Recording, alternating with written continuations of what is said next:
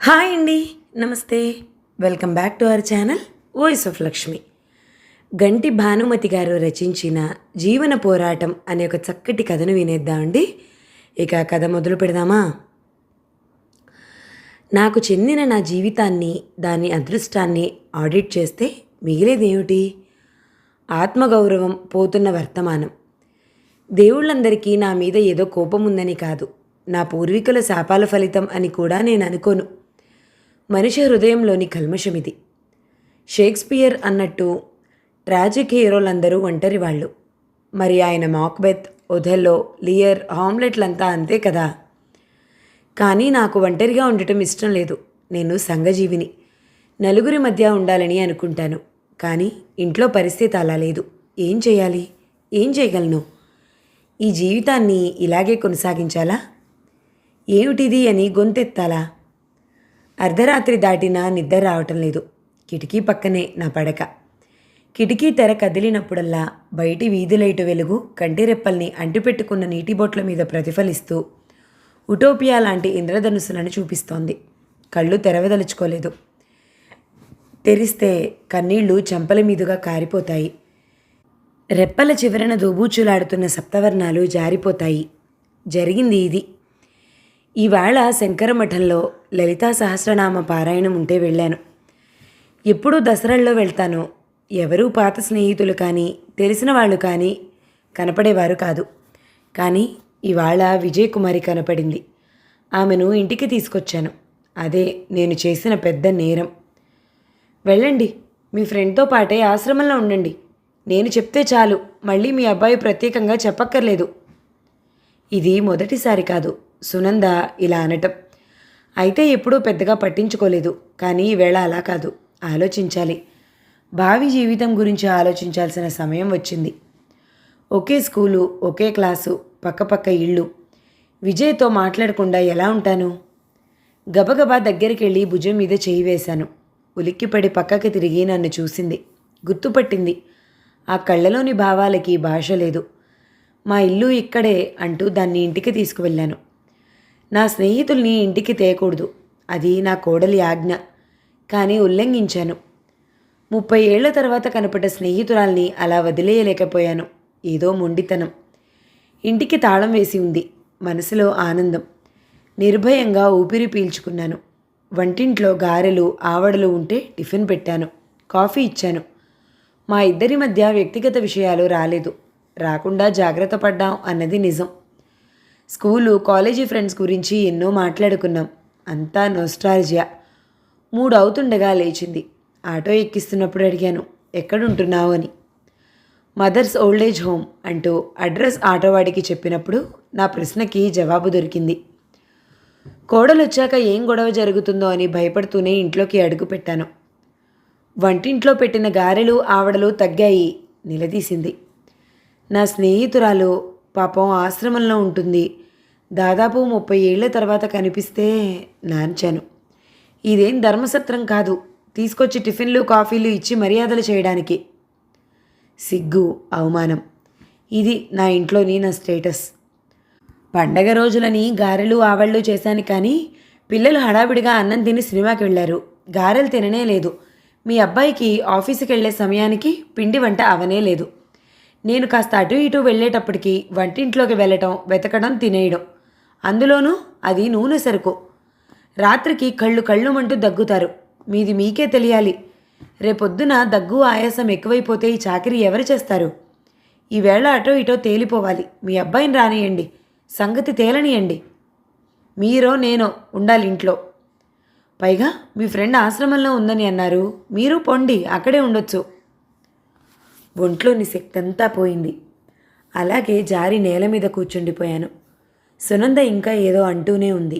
కళ్ళు మూసుకొని కూర్చున్నాను. నా భర్త వెంకట్రావు గుర్తొచ్చాడు. అప్పుడు నేను ఎలా ఉన్నాను, ఇప్పుడు ఎలా ఉన్నాను? వెంకట్రావు ఒక్క మాటన్నా పడలేదు. ఎందుకన్నారు, నన్ను అవమానించారు అంటూ దెబ్బలాడేదాన్ని. మరి ఈ రోజున కొడుకుని ఒక్క మాట కూడా అనలేకపోతున్నాను. ఎందుకు? ఏమిటడ్డొస్తుంది? మొగుడిని అనొచ్చు కానీ కొడుకుని అనకూడదా? ఎంత వ్యత్యాసం! భర్తకివ్వని విలువని కొడుకుకిచ్చానా? భార్యాభర్తల బంధంలో దగ్గరతనం, తల్లి కొడుకుల బంధంలో అగాధాల లోయలు. ఇవాళ ఇదో పాఠం. రోజూ పాఠాలే. ఏదో ఒక తప్పు సునంద దృష్టిలో చేస్తూనే ఉంటాను. పాఠం నేర్చుకుంటూ ఉంటాను. ఇంటికి వచ్చిన వాళ్లతో నేను మాట్లాడకూడదు. ఒకవేళ మాట్లాడినా ఇంటి విషయాలు చెప్పకూడదు. బాల్కనీలో ఆరేసిన బట్టలు గాలికి కింద పడుతుంటే తీయమని పిల్లలకి చెప్పకూడదు. అసలు పిల్లలకి ఏ పని చెప్పకూడదు. ఫోన్ వస్తే నేను తీయకూడదు. ఎందుకంటే ఫోన్లు వాళ్ళకే వస్తాయి కాబట్టి. పేపర్ రాగానే నేను దానికేసి చూడకూడదు. కొడుకు, కోడలు, పిల్లలు చదివాకే నేను చదవాలి. నాకు 70 ఏళ్ళు. గబగబా నడవలేను, వంగలేను. అయినా సరే నేను చేయగలిగితే చెయ్యాలి. కానీ వాళ్ళకి మాత్రం ఏ పని చెప్పకూడదు. అప్పటికీ ప్రతి విషయం వాళ్ళ కోణంలోంచే చూస్తాను. వాళ్ళ బుర్రలో నా బుర్ర ఉంచి ఆలోచిస్తాను. నాదే తప్పు, వాళ్లే రైటు అనుకుని సర్దుకుపోతాను. జీవితం అంటే సర్దుకుపోవటం అన్న డెఫినిషన్ పెట్టుకున్నాను. నాకు పెన్షన్ ఉంది. ఒకనాటి నా గవర్నమెంట్ స్కూల్ ఉద్యోగం ఈ వయసులో నా పరువు నిలబెడుతుంది. అదే నా ధైర్యం. ఆశ్రమంలో చేరాలని అనుకున్నాను. ఆత్మగౌరవం ముఖ్యం. నచ్చితే ఆశ్రమంలో చేరిపోవచ్చు. కానీ నచ్చకపోతే? దీనికి జవాబు ఆలోచించలేదు. పొద్దున్నే తయారైపోతుంటే సునంద చూస్తూనే ఉంది. ఏదో గుడికో భజనకో వెళ్తున్నానని అనుకుంటుంది. అదే ఆలోచనలో ఉండని. ఆశ్రమం ఎక్కడుందో ఆటోవాడికి చెప్తూ ఉంటే విన్నాను. విజయ్ ఎలా చెప్పిందో అలాగే చెప్పి ఆ ఆశ్రమం చేరుకున్నాను. చుట్టూరా బోల్డ్ స్థలం, పచ్చని పచ్చిక, దట్టంగా చెట్లు, మధ్యలో పర్ణశాల లాంటి స్ట్రక్చర్ని ఊహించుకున్నాను. అది ఎవరిదో 2 అంతస్తుల ఇల్లు. కాంపౌండు ఉరుకు పరుగుల సివిలైజేషన్ మధ్యలో ఉంది ఆ ఇల్లు. గేట్ తీసుకుని లోపలికెళ్ళాను. ఓ వాచ్మెన్ నేను వచ్చిన పని కనుక్కుని ముందు గదిలో కూర్చోపెట్టాడు. అది విజిటర్స్ రూమ్ అని వరుసగా గోడకు ఉన్న కుర్చీలను చూసి అనుకున్నాను. విజయ సంభ్రమంగా వచ్చింది. ఆ మాట ఈ మాట చెప్పుకున్నాం. ఎందుకున్నావు అని అడగను, కానీ ఇది ఎవరి ఆలోచన అడిగాను. ముఖంలో అప్పటిదాకా ఉన్న సంతోషం అంతా మాయమైపోయింది. ఒక్కసారి నీడలు కమ్ముకున్నాయి. 2 నిమిషాలు మాట్లాడలేదు. ఎడం చేతి వేళ్లతో కింది పెదవిని నలుపుతూ కిందకు చూస్తూ ఉండిపోయింది. ఎవరిది అంటే అందరిది. కొడుకు, కోడలు ఉద్యోగాలు, పిల్లలిద్దరూ స్కూలు, తర్వాత ట్యూషన్. పొద్దున మొదలుకుని సాయంత్రం వరకు ఒక్కదాన్నే ఉంటాను. కాబట్టి ఎవరైనా ఇంటికి వస్తే నా పీక నొక్కి ఇంట్లోని నగ, నట్రా, డబ్బు, దస్కం పట్టుకుపోతే అని చాలా దూరం ఆలోచించి ఇక్కడుంచారు. నాకు ఆ మధ్యన ఒంట్లో బాగలేదులే. ఇంట్లో అయితే అటు ఇటు తిరగాల్సి వస్తుందని ఇక్కడే నయమని అన్నారు. ఆమె కళ్ళలోకి చూడ్డానికి ప్రయత్నించాను. తల వంచుకుంది. నీకు నిజంగా ఇక్కడే నయంగా ఉందా? సంతోషంగా ఉందా? నేను కూడా తల వంచి దాని ముఖంలోకి చూడ్డానికి ప్రయత్నించాను. నాకా? తలెత్తి నవ్వడానికి ప్రయత్నించింది. నాకు చాయిస్ లేదు. సంతోషం, దుఃఖం అన్నిటికీ అతీతంగా ఉండటానికి ప్రయత్నిస్తున్నాను. అయినా మహారాజులకే తప్పలేదు. కోరి మరీ వెళ్ళేవారట వానప్రస్థానికి. అలాంటిది అది అబద్ధం. వేదాంతం పులిమిన అబద్ధం. వాస్తవానికి అవాస్తవానికి వంతెన కడుతున్నారు పిల్లలు. అందుకే మనోశూన్యత మిగిలిపోతోంది. మాట మార్చడానికి దినచర్య ఏమిటి అని అడిగాను. పొద్దునే లేవటం, ధ్యానం, నడక, కాఫీ, టిఫిన్, ఆధ్యాత్మిక పఠనం, మధ్యాహ్నం భోజనం, పడక, ఆధ్యాత్మిక పారాయణం, టీ, టిఫిన్, భజన, నడక, భోజనం, నిద్ర. మధ్య మధ్యలో టీవీ. నీరు కారిపోయాను. ఇదేమిటి ఇంత చెప్పగానా? మనకిష్టం లేకపోయినా అంతేనా? ఏమోనే, ఇష్టాలంటే ఏమిటో మర్చిపోయాను. ఏదో అందరూ చేస్తున్నారు, నేను వాళ్ళలో ఒకదాన్ని. వయసు అయిపోతేనేం మానసికంగా కూడా ఏమాత్రం ఉత్సాహం లేని ఈ ఆశ్రమ జీవితం నాకొద్దు, నేను చేరను అనుకున్నాను. పద నా గదిలో కూర్చుందాం అంటూ లోపలికి తీసుకువెళ్ళింది. లోపల ఓ గదిలో టీవీ చూస్తున్నారు 10 మంది. వాళ్ళంతా ఈ నేత చీరలో, ఖద్దరు చీరలో కట్టుకోలేదు. మంచి జరీ చీరలు కట్టుకుని ఆరోగ్యంగానే కనపడ్డారు. పక్కనే ఉన్న గదిలోకి వెళ్ళాం. మంచం మీద కూర్చున్నాం. చుట్టూ చూశాను. ఏమిటో పాతగా దుమ్ముగా ఉంది. ఏదో దయతలచి గది ఇచ్చినట్లుగా ఉంది. ఒంటరిగా ఈ గదిలో ఒళ్ళు జలధరించింది. 10 మంది పెద్దవాళ్ళు, 10 మంది చిన్నపిల్లలు గలగలమంటూ ఉండేది వాళ్ళిల్లు. ఇప్పుడిలా ఒంటరిగా. నాకు మా ఇల్లు గుర్తొస్తూ ఉంటుంది. ప్రతి గోడ, ప్రతి గదిలో ఏదో అనుబంధం. మధురమైన జ్ఞాపకాలు ఉన్నాయి, చేదు అనుభవాలు ఉన్నాయి, రంగుల కలలున్నాయి, వెలిసిపోయిన కళ్ళు కూడా ఉన్నాయి. కానీ ఈరోజు అవన్నీ చెప్పుకోవడానికే మిగిలిపోయాయి. నిన్ను చూడ్డానికి వస్తారా? నిట్టూర్చింది, తల ఊపింది. ఓసారి ఇలాగే ఇదే సమయంలో, అంటే దసరా రోజుల్లో జ్వరం వచ్చింది. కొడుకు కోడలు ఉద్యోగాలు కదా, మరి నన్నెవరు చూస్తారు? ఓ నర్సింగ్ హోమ్లో చేర్పించారు. ఓ 15 రోజులు ఉన్నాను. ఇంట్లో వాళ్ళు రోజు వచ్చినా రాకపోయినా మందులు, మాత్రలు, పాలు, భోజనం అన్ని టైంకి ఆసుపత్రి వాళ్ళే అందించేవారు. ఆ తర్వాత ఇంట్లో కుదరదని, ఒక్కదాన్ని ఇంట్లో ఉంచడం కష్టమని ఇదిగో ఇక్కడ ఉంచారు. గొంతులో చిన్న జీర. కోడలికి బాగలేకపోతే కొడుకు చేయడా? కొడుక్కి బాగలేకపోతే కోడలు చేయదా? పిల్లలకి బాగలేకపోతే వంతులు వేసుకుని, సెలవులు పెట్టుకుని, జాగారాలు చేస్తూ కంటికి రెప్పలా చూసుకుంటారు. కానీ నా విషయం వచ్చేసరికి బాధ్యత వదిలించుకోవాలనుకున్నారు. మళ్ళా తనే అంది. డబ్బు పారేసి బాధ్యతల్ని వదిలించుకోవడం చాలా తేలిక, కానీ ఆ తల్లి మనసుకి అది చాలా కష్టం. ఎంత ఆధ్యాత్మికంగా వెళ్ళినా వెలితి, పూడ్చలేని వెలితి, మనసు కుదుట పట్టలేదు. విజయ ఇలా తన కుటుంబ విషయం చెప్తుంటే నాకు గణపతి, సునంద గుర్తొచ్చారు. రేపు నా విషయంలో వాళ్ళు ఇలాగే ప్రవర్తిస్తారు. మెటీరియలిస్టిక్ మనుషులు. వాళ్ళకి మనసుతో పని లేదు. నేనేం చెయ్యాలి? ఇక్కడ అందరూ ఒకే రకమైన బాధితులా? అడిగాను. నవ్వింది. ఎంతసేపటికి నవ్వింది? అవును, మరి ఇంతవరకు బాధగా ఉంది. కాదు, కోడళ్ళని రాచిరంపాన పెట్టిన అత్తలున్నారు, కట్నం కోసం వేధించిన మామలున్నారు, పెత్తనం చలాయించిన పెద్ద మనుషులున్నారు. కానీ ఇప్పుడు అందరూ ఒకటే. పలకరింపుకి ముఖం వాచిన వాళ్ళు, ఎవరి కన్నీళ్లు వారే తుడుచుకోవలసిన వాళ్ళు. కొంతమంది అంటే పిల్లలు లేని వాళ్ళు, పిల్లలు ఎక్కడో ఉన్నవాళ్ళు తప్పితే మనస్ఫూర్తిగా వచ్చిన వాళ్ళు ఎవ్వరూ లేరు. ఏ మ్యాటర్ ఆఫ్ క్వైట్ యాక్సెప్టెన్స్. దోమలు కుట్టేస్తున్నాయి. గోక్కుంటూ కిటికీల వైపు చూశాను. కిటికీకి మెష్లు లేవు. 1600 తీసుకుంటున్నారు. నాకు కావాలంటే నేను పెట్టించుకోవాలట అంది. మరి ఈ ఆశ్రమాలు అన్నం పెట్టడానికా, ఇలా చప్పగా జీవితాలు గడపడానికా? కనీస సదుపాయాలు కూడా చూడరా? కోపంగా అన్నాను. ఎక్కువ డబ్బిస్తే మంచి ఫెసిలిటీస్ ఉంటాయి. నా శక్తికి ఇదే. మరి ఇందులో సేవ ఏముంది? ఎవరినని ఏం లాభం? నా జీవితంలో విలన్ అంటూ ఎవరైనా ఉన్నారంటే అది దేవుడు. నాకెంత ఆయుష్ ఇచ్చినందుకు. అయిపోయిన ఆనందమయ జీవితం, సరిపెట్టుకోలేని వర్తమానం, భయంకరమైన భవిష్యత్తు ఎంతలా ఆ మాటల్లో దొర్లిపోతున్నాయో. ముసలితనం అంటే గతించినవి గుర్తు తెచ్చుకోవడమేనా? అంత దానికోసం ఆశ్రమానికే రావాలా? అయోమయంలో పడ్డాను. నాకొచ్చే పెన్షన్కి ఇలాంటి ఆశ్రమం సరిపోతుంది. కానీ నాకు ప్రతి క్షణం జరిగిపోయినవి తలుచుకుంటూ గతంలోనే జీవించాలని లేదు. ఏం చెయ్యాలో తెలియడం ఎంత జ్ఞానమో, ఏం చేయకూడదో తెలియడం అంతకు మించిన విద్వత్తు. జీవితానికి మరోసారి అర్థం మారిపోతుంది. జరగరానిది జరగడానికి అవకాశం ఉన్నదే జీవితం. ఇదే సూత్రాన్ని ప్రస్తుతం నా జీవితానికి అన్వయించుకుంటున్నాను. లేచాను. ఇంటికెళ్ళాలి. అదృష్టవంతురాలివి. ఈ వయసులో నేను నీలాంటి పడవలోనే ప్రయాణిస్తున్నాను. ఆలోచిస్తున్నాను, ఇక్కడ చేరాలా లేకపోతే ఏం చెయ్యాలి? రాత్రింబవళ్ళు జీవితాన్ని ఇదిగో ఇలాంటి ఆలోచనలే ఏలుతున్నాయి. శుష్కహాసం చేశాను.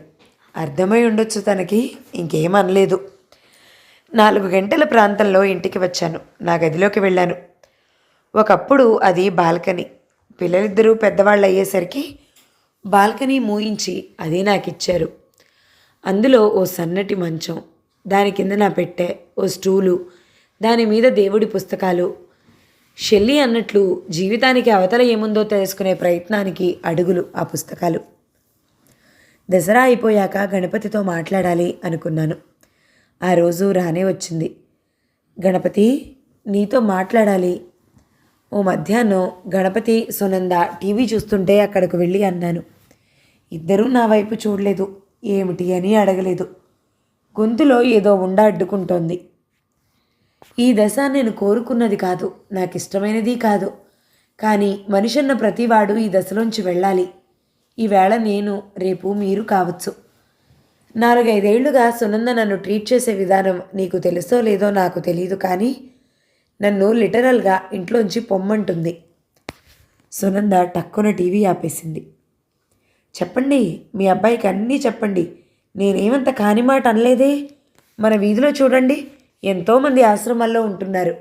మీరేమిటో మరీ ఇదైపోతారు. అయినా విదేశాల్లో పిల్లలు పెద్దవాళ్ళని చూడరట. మన వీధిలో చాలామంది అనుకుంటుంటే విన్నాను. ఆ సంగతి మీకు తెలుసా? పరపర రంపంతో కోస్తున్నట్లుగా ఉంది. మెల్లగా గణపతిని చూశాను. వాడు అయిష్టంగానే చూస్తున్నాడు. తెలుసు, ఆ విదేశాల్లోనే ఆ పెద్దవాళ్ళు పిల్లల్ని చదివించరు అన్న సంగతి నీకు తెలుసా? జీవితానికి ఉపయోగపడేవి మంచివి అయితే ఏ దేశం నుంచైనా నేర్చుకోవచ్చు. కానీ ఇదేమైనా నేర్చుకునే విషయమా? ఇంకో విషయం సునంద, అక్కడి పెద్దవాళ్ళు డబ్బు దాచుకుంటారు. పెద్దయ్యాక పిల్లలు చూడరన్న సంగతి వాళ్ళకి తెలుసు. పైగా ఓల్డేజ్ హోమ్లోనే ఉండాలని వాళ్ళకి మొదటి నుంచి తెలుసు. అందుకే అన్నిటికీ మానసికంగా తయారైపోతారు. దానికోసం డబ్బు దాచుకుంటారు. కానీ నేను ఈ ఇల్లు కొనడానికి 4 లక్షలు ఇచ్చాను. పైసా దాచుకోలేదే. నాకొచ్చే పెన్షన్ కూడా నీకే ఇస్తున్నాను. మన ఇల్లు మన కోసం అనుకున్నాను. అందుకే ఏమీ దాచుకోలేదు. గణపతి, నువ్వు పుడుతూనే ఇంజనీర్ అయిపోయావా? ఆక్స్ఫర్డ్లోనో హార్వర్డ్లోనో చదివించకపోయినా నిన్ను మా శక్తికి మించినదే చదివించావు. డబ్బు దాచుకోలేదే. ప్రేమించి పెళ్లి చేసుకుంటానంటే కట్టమీది ఆశతో కాదనలేదే. ఎందుకంటే డబ్బుకి ఎక్కువ విలువ ఇవ్వలేదు కాబట్టి. మన బంధాలు ఆర్థిక బంధాలని అనుకోలేదు. అందుకే ఇలా ఉన్నాం. అవును సునంద, మన వీధిలోని చాలామంది ఆశ్రమాల్లో ఉన్నారని అన్నావు కదా. అది ఫ్యాషనా, నాగరికత? అదంతా ఓ ముసుగు అంటాను నేను. ఇంట్లో ముసలమ్మలుంటే స్వేచ్ఛ పోతుందని ఆ ముసుగు. ఎన్నో సాంప్రదాయాలు చరిత్రలో కలిసిపోయాయి. ఆశ్రమాల సంప్రదాయం కూడా ఇక్కడితో ఆగిపోతే మంచిది. ఎందుకంటే నిజానికి ఇది సంప్రదాయం కాదు, సమస్య. సాంఘిక సమస్య, సామాజిక సమస్య, వృద్ధాప్యాన్ని శాపం చేస్తున్న సమస్య. గణపతి, సునంద వినండి. మీరు ఇన్నేళ్లుగా పొమ్మంటున్నా నేను ఇల్లొదిలి వెళ్ళలేదు. కారణం, నేను ఓ క్రిమినల్ని కాదు. మీ స్వార్థం కోసం నాకు శిక్ష వేసి సమాజం నుండి దూరం చేస్తే నేను ఎలా వెళ్ళిపోతాను? సమాజం నుంచి వెళ్ళిపోయేంత తప్పు నేనేం చేశాను? నైతిక విలువలు లేని మనిషి పశువుతో సమానం. ఆ స్థితికి చేరుకోకముందే మేలుకోండి. అనుబంధాల విలువ తెలియకపోతే అంతకన్నా విషాదం మరొకటి ఉండదు. ఓ సునామీనో భూకంపమో వస్తే ఏం మిగులుతుంది? ఈ ప్రశ్నని ఒక్కసారి వేసుకోండి, జవాబు వెతకండి. మీరు ఉన్న ఈ 2 గజాల మేర మట్టిని కూడా వెంట తీసుకెళ్ళలేరు. జీవితం చాలా చిన్నది. దాన్ని మనం ఓ వరంగా అనుకోవాలి. గాజు ముక్కలోంచి ఓ తెల్ల కిరణం వెళితే అవతలి వైపున 7 రంగుల ఇంద్రశాపం మన కోసం ఎదురు చూస్తున్నట్లుగా ఉంటుంది. అది గారెలు, గొడవలు, ఆశ్రమ జీవితం కన్నా వింతైనది, విలువైనది. కుటుంబం అంటే పిల్లలతో పాటు తల్లిదండ్రులు కూడా అన్నది మీ పిల్లలు కూడా తెలుసుకునేలాగా మీరు ప్రవర్తించాలి. జంతువుల్లో అనుబంధాలుండవు. ఇక్కడే మనకి జంతువులకి తేడా. అదే మానవ సంస్కారం. మీ సంస్కారం తెలుసుకునే సమయం వచ్చింది అనేసి నా గదిలోకి వచ్చి కిటికీలో నుంచి బయటకు చూస్తూ నుంచున్నాను. పడమర ఒంటరి నక్షత్రం బిక్కుబిక్కుమంటూ ఆకాశపు ఎరుపు రంగులో కలిసిపోకుండా అస్తిత్వం నిలుపుకోవడానికి పోరాడుతుంది. నక్షత్రం గెలుస్తుంది. ఎందుకంటే ఆవలించిన సంధ్యాదేవి వాలిన రెప్పలపైన ముద్దు పెట్టుకుంటూ నిశాసుందరి వస్తోంది. మరి చిక్కబడుతున్న చీకటికి ఆవల మందార మొగ్గలాంటి ఉదయం ఉందని తెలుసు. అందులో గణపతి, సునందల మార్పు ఉంటుందని నా నమ్మకం. కథ సమాప్తం. ఈ కథ కనుక మీకు నచ్చినట్లయితే లైక్ చేయండి, షేర్ చేయండి, మంచి కామెంట్ చేయండి. మన ఛానల్ని తప్పకుండా సబ్స్క్రైబ్ చేయండి. Thank you so much for watching. నమస్తే.